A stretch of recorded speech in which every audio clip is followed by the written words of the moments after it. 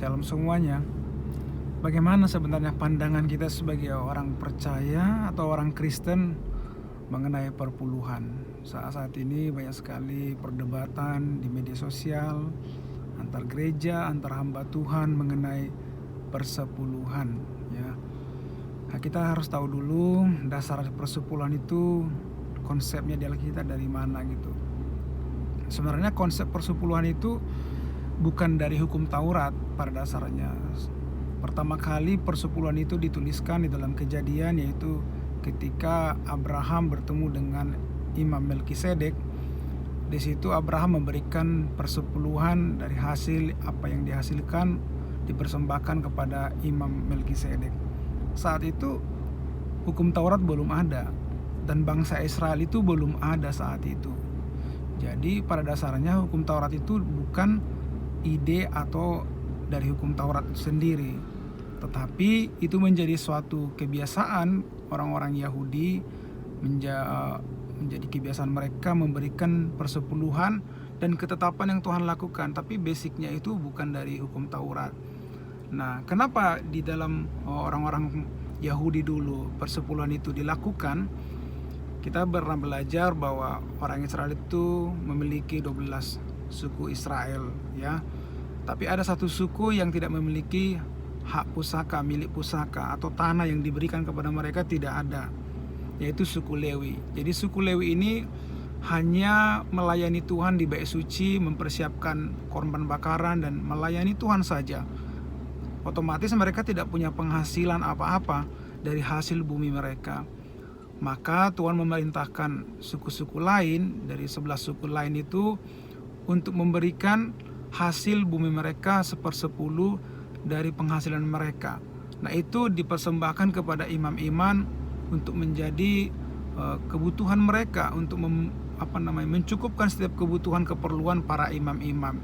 Jadi pada konsepnya dasarnya Tuhan justru mengadopsi dari apa yang dilakukan oleh Bapak Abraham gitu. Tapi bukan menjadi sesuatu yang sakral, maksudnya sesuatu yang gimana ya, kalau tidak melakukan jadi seperti ini. Itu hanya bagian dari hukum kasih gitu. Bagaimana umpamanya kita di dalam rumah tangga ada saudara kita yang tidak makan, pastilah kita membantu gitu, seperti itu. Jadi tapi di dalam hukum Taurat itu diberikan ketetapannya, yaitu 10% cara membantu saudara kita, yaitu imam-imam atau imam Lewi yang tidak dapat penghasilan supaya mereka bisa bertahan hidup. Ya, kita harus menolong mereka, membantu mereka, memberikan 1/10 dari hasil bumi dan hasil pertanian ternak mereka. Itu yang dilakukan oleh Perjanjian Lama. Bagaimana dengan konsep Perjanjian Baru?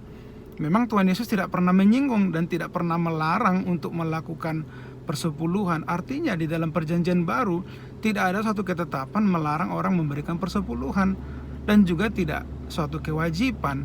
Tetapi, nah ini perlu kita perhatikan baik-baik. Jikalau hamba Tuhan atau gereja yang kita layani memang sangat membutuhkan persepuluhan untuk kemajuan pelayanan, untuk berkelanjutan pelayanan di sana, dan hamba Tuhan itu memang fokus untuk melayani, tidak ada salahnya kita memberikan persepuluhan. Yang penting dengan sukacita dan rela hati. Jadi mau 10%, 20%, 30% ya boleh-boleh aja. Yang penting konsepnya itu di awal gitu loh. Kita memang memiliki kasih untuk membantu hamba Tuhan sesama kita.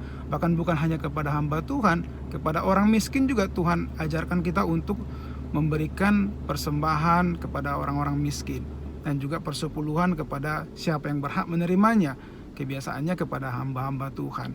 Jadi intinya tidak ada larangan untuk memberikan persembahan persepuluhan di dalam gereja. Tapi kebanyakan memang ada beberapa gereja yang membuat ini sebagai kewajiban, bahkan ya suatu persyaratan supaya menjadi seorang jemaat di gereja tertentu. Saya rasa firman Tuhan juga tidak pernah memaksa kita untuk memberikan sesuatu kepada Dia. Tapi kita sadar kalau kita memang mengasihi Tuhan atau mengasihi sama kita, pasti kita mau berkorban untuk mereka dan terlebih untuk Tuhan. Jadi kalau kita aja masih hitung-hitungan di dalam konteks persepuluhan dipermasalahkan, bagaimana kita bisa mempersembahkan seluruh hidup kita? Di dalam Perjanjian Baru Tuhan menuntut bukan hanya harta kita, tetapi seluruh hidup kita. Apa itu seluruh hidup kita? Termasuk harta kita, anak kita, dan seluruh kehidupan kita. Semua harus terpersembahkan untuk kemuliaan bagi nama Tuhan. Jadi saya secara pribadi tidak ada yang salah orang memberikan persembahan persepuluhan, selama itu engkau yakini dan engkau tulus memberikannya. Sekalipun engkau tidak mau memberikan persepuluhan, khusus persembahan aja setiap hari Minggu, tapi kalau kita juga nggak tulus memberikan persembahan itu juga Tuhan nggak berkenan di hadapan kita.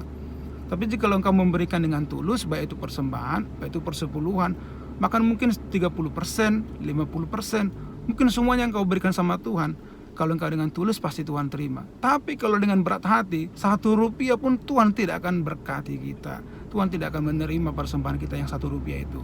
Intinya semua itu ketulusan hati dan kerelaan, kesepakatan, ya kan? Kita rela memberikan dengan sukacita. Itu yang paling penting. Makanya firman Tuhan bilang, hendaklah kita yang memberi dengan sukacita, bukan dengan berat hati. Jadi intinya itu, kalau memberi itu dengan sukacita. Kalau nggak dengan sukacita, jangan memberi. Pelajari dulu kembali firman Tuhan. Apa maksud memberi itu? Untuk apa kita memberi? Baik itu persembahan syukur, perpuluhan, atau persembahan kepada anak-anak yatim piatu, orang-orang miskin.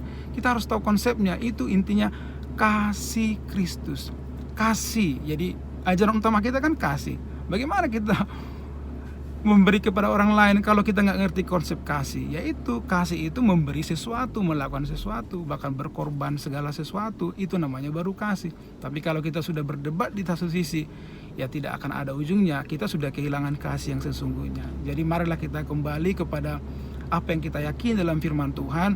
Tidak ada salah kalau kita memberikan persepuluhan, dan tidak ada juga suatu kewajiban untuk melakukan itu kalau engkau berat hati. Tapi lakukanlah. Semakin engkau memberi, Tuhan berjanji orang yang memberi akan diberi juga, ya. Orang yang menabur akan menuai juga. Jangan berharap mendapatkan sesuatu kalau kita tidak memberi sesuatu. Mungkin itu aja tanggapan saya mengenai persepuluhan. Tuhan Yesus memberkati kita semua.